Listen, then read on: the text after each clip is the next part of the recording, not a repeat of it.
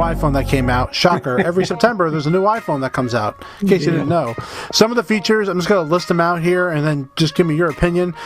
They're coming in with a new satellite connectivity feature, better cameras. There is no SIM card tray. They have removed that for an eSIM. Totally. They offer additional battery life. The iPhone 14 supports the latest Wi-Fi 6E standard. There's a new lineup with an iPhone 14 and an iPhone 14 Pro, so the Pro name has come back to the main lineup. Every 14 was released. There was no delay on that. Also, that's basically it, right? Well, on the Pro, you have your what's called the dynamic. We didn't talk about the Pro yet. I was just talking about the 14. Oh, okay. Well, you got since you brought it up now, the iPhone 14 6.1, 6.7 display, right? You got the OLED, all-day battery, A15 chip, 12 megapixel camera, 49% night light improvement. And the front camera improved on the autofocus and action mode on the video. Yeah, and believe it or not, this is something I just read. They have a startup chime, which you can actually turn on in accessibility. So you can have the chime feature that we do on our Macs now be available on the 14, which is really cool. I just read that now. See, things you don't know about. There you go. So let's talk. Yeah. So what were your thoughts overall on that, on the 14 announcements? Well, I mean, my expectations for the 14 overall was a slight improvement from the 13.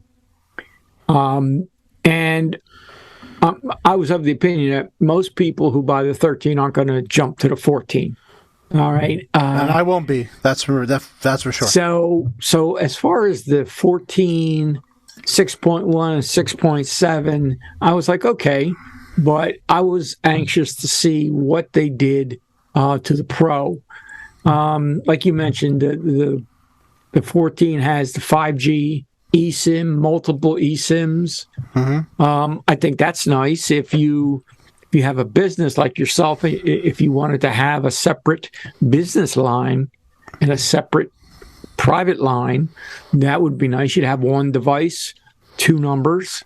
I got to pay double the fees. Yeah, okay. Well, I ain't doing that. And by the way, I was going to say, also, there's a website that Apple has regarding the dual SIM that there are many carriers overseas, and they give you a list of them, and you basically can activate the other eSIM in there. So while you're traveling?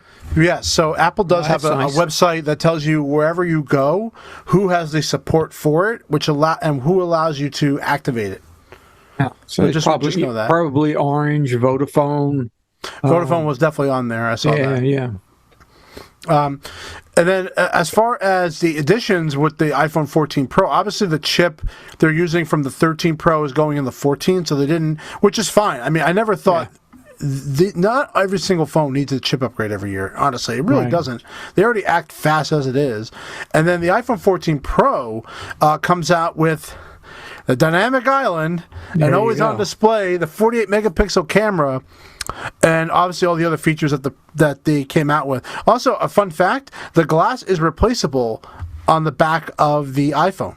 Oh. Now, for the first time, I read that out, so you could do that as well. So let's talk about this dynamic island. I could not believe the name, first off, but then you're blown away by what it could do. Yeah, I was talk about taking a negative part of the phone and turning it into a positive. Which was the notch, right? Which is not a notch anymore. Well, technically, if you turn the phone, it's technically still a pill. There's an eye in there, but they took the black. They software-wise, they have a black line there that basically covers it. But the idea that notifications are going to come through on the notch and it spreads the notch out is a pretty genius idea. It's not a notch. It's on the dynamic island. I'm sorry. I should have said dynamic island. I'm sorry. But overall, that was pretty good idea. Whoever came up with that was a freaking genius. Yeah, that you have your notifications, you have your connection to your AirPods, you have any incoming phone calls will appear on there. Face ID. Yeah. Apple Pay. Yeah. Oh, the Apple Pay is nice too. And yeah. then wait till the third-party developers get their hands on it because they can use it in their Maps. API. Yeah, the maps. Yeah, and believe it or not, more than one thing could be up there at the same time. You could have a timer and you could have something else up there. Yeah. So really cool idea. I'm looking. I mean, that's one thing I am going to be a little jealous of. Is that I'm not getting an iPhone 14 Pro. I just got a 13. But I am a little jealous of that. Man. I'm getting mine. I'll let you know. All right, good. And then the always-on display, a very, very late feature. But people were comparing the always-on display from the Samsung to the Apple one, and the Apple one looks far brighter than the Samsung one. But also, they have the ability to knock the hertz rate down to 1, which I think would help with consuming the battery. Right. And from reviews that have already been announced, because there already are people who have these, it's pretty positive. I would say people are very happy with this 14 Pro.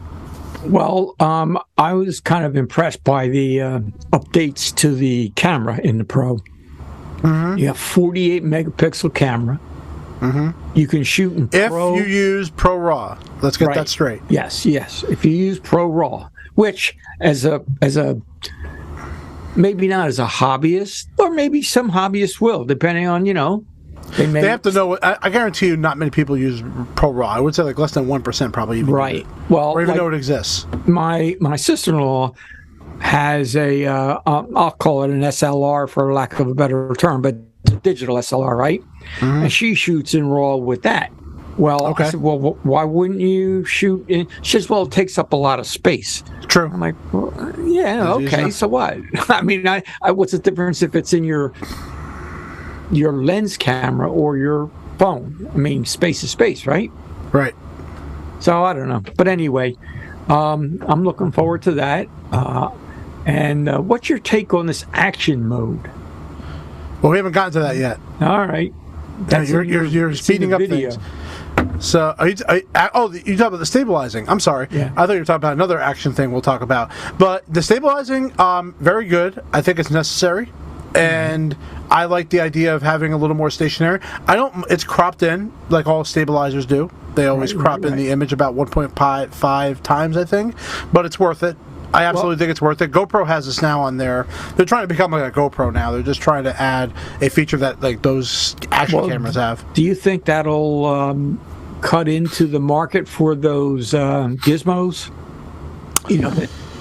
I would say they're too. I think some people just don't want to bring their iPhone with them when they're doing like really big activities like that. So I think they're trying, but you have to have the right kind of case to protect it, stuff like that. I mean, we'll talk about with the watch how that may change with the, the universal idea of having a watch on that with your phone that could be. That could work with that. Yeah, but I still think people will prefer a GoPro in some ways. GoPro definitely is not as strong as it used to be.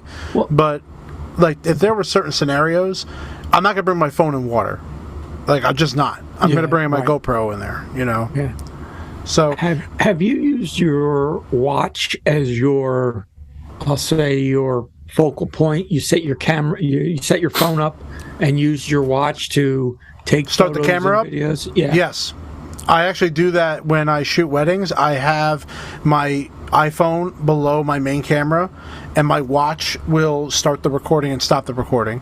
Although I will say that the watch is not as reliable as always staying connected to it. Sometimes it'll crash, and then I won't see it I won't see the image on my phone. But sometimes I do. So I would say it's more reliable than not. Let's just go with that. Yeah. So, but overall, I think the 14 Pro looks great. The prices all stayed the same, which is a plus point to that. I'm glad they didn't upgrade anything. Well, they've had some plans that some of the carriers, like I just got an email from my AT&T carrier, and for the model I want, if I trade in my 12, it's like $3.50 a month. Oh, okay. Oh, that's pretty good. And if I trade it into the Apple Store, they'll give me $540 for it. So nice. I'm like, I don't know, But I just got to see for how long is the 3. I mean, is it for 37 years at $3? Yeah, or is probably. And they're still selling the mini. I know a lot of people still want a mini around, but they're selling it for $5.99, so a lower price for the mini. Although I don't think people want a mini. There's no 12 mini anymore. That's gone.